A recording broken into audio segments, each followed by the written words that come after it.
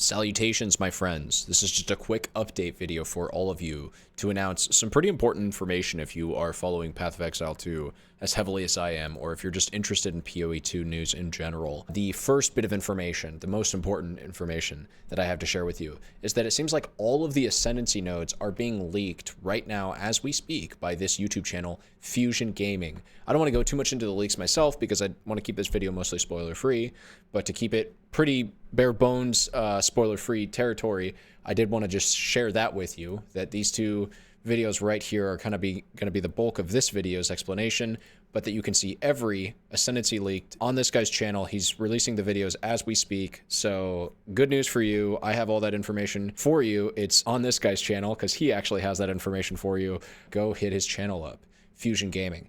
Second piece of news is that it seems like Chronomancer is kind of dead. Again, to try to keep this light on the spoilers, but I now need to get into spoiler territory. I'm going to give you 3 seconds to turn off this video if you don't want to hear any spoilers about the Ascendancies.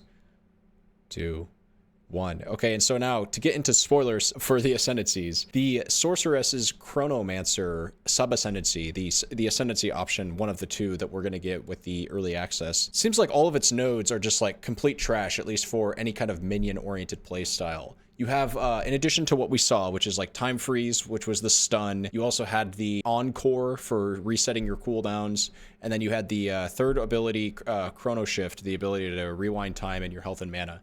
We also have a 33% chance to not consume a cooldown when skills are used.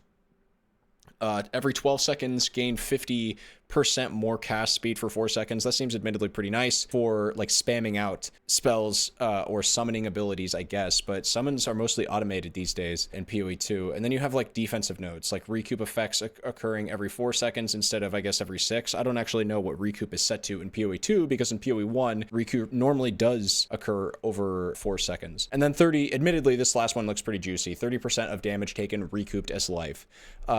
You could still make a Chronomancer work. The Apex of Moment node as well, just not remotely offensive or good in any way, shape, or form, in my opinion. Enemies in your presence are slowed by 20%. I mean, that's like a CC is nice. It probably seems like it'd be better in PoE 2 than it would be in PoE 1 for what that's worth as well. So I'm not trying to underrate it too hard. If I had any plans of making a summoner and using my Ascendancy to try to leverage damage in any way, shape, or form, those are now dead after seeing all of these nodes. That's all I'm really trying to get at here. However, after seeing his video on the Gemling Legionnaire, it seems like I will be going with this Ascendancy actually. And I kind of got this vibe from my comments as well. Someone said, Latin Christo, here's my shout out to you. I'm planning a Gemling Legionnaire summoner. All the nodes seem to just be fully generic nodes, and not gonna lie, I was flat out disappointed with the Infernalist overall lack of minion support. Well, I definitely agreed with him on the Infernalist lack of minion support. I also didn't realize how much I would agree with him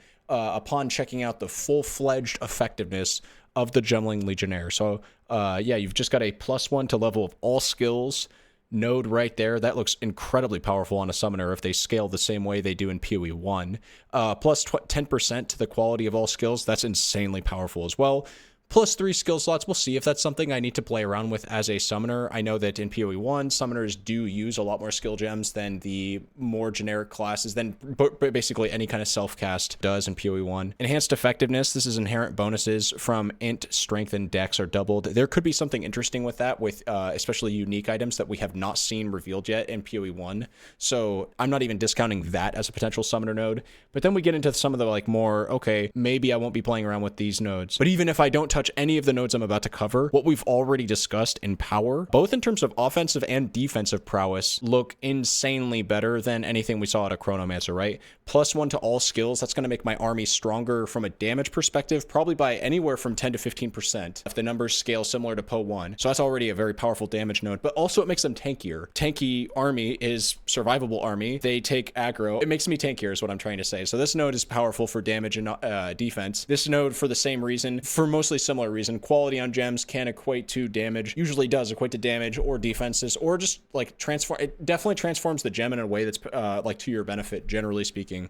So I assume these two these two ascendancy nodes right here are just super powerful, already warrant me considering this ascendancy. But yeah, let's read into the other ascendancy notables that we haven't gone over. 30%, this is advanced thaumaturgy. 30% less cost of skills. Skill gems have 30% more attribute requirements. You already have a node that kind of offsets the down effect of that. I don't know if you can get both of them though, because they look like they're at literal polar opposite sides of the tree, and you only get 4 points as I understand it. Sorry, not 4. I think you only get 8 points, right? If we can only ascend 3 times in the early access, then you'll have 6. But if you eventually get access to 8 points, like in full-fledged PoE 1, then maybe you'll be able to make a combo work with these two. Either way, I'm not going to hold my breath because 30% loss to cost of skills. I don't actually imagine my gem links will be a significant mana problem, as we'll get into it. Then we have gem studded. You can use 2 copies of the same support gem in different skills. This thing does look very powerful. This seems like something I will absolutely use. And so this is one of those other, like this, currently we've gone over the trifecta of nutty ascendancy nodes for my build so far. Then we have adaptive capability. Attribute requirements of gems can be satisfied by your highest attribute. This is another one of those nodes that I said, like, this is kind of weird. I don't really see why I would need this, but at the same time, I don't even care if it has this because what we've already seen is powerful. And then we have something that I could actually see myself using as potentially a 4th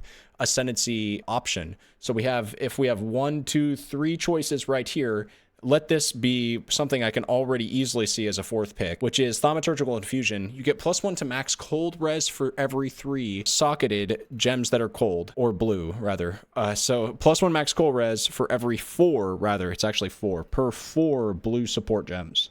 So it's support gems that you're using that are blue. Every 4 you have, you get an extra cold res. Every 4 red support gems, you have an extra fire res. And then every 4 green gems, you have an extra lightning res. I guess most interesting about this is that cold res and lightning res are swapped from PoE 1, where cold res is typically associated with actually dexterity, and lightning res is usually associated with intelligence. But that's such a minor, like, whatever point. The main thing about Thaumaturgical Infusion is that it's actually good, and I could see myself using it.